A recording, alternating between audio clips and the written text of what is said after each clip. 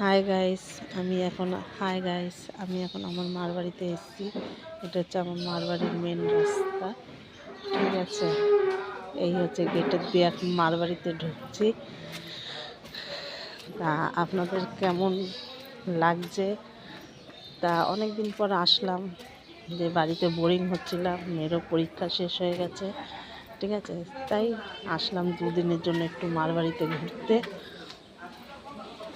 মা এখন রান্না করছে আমাদের জন্য।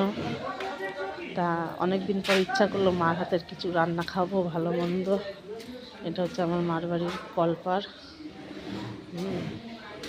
তা অনেক দিন পর ইচ্ছা করলো যে মার হাতের রান্না কিছু খাবো। তা এই মুহূর্তে এখন আমার বাবা নেই, বাবা একটু বেরিয়েছে কাজে। এই যে আমার মা একটু তরকারি কাটছে,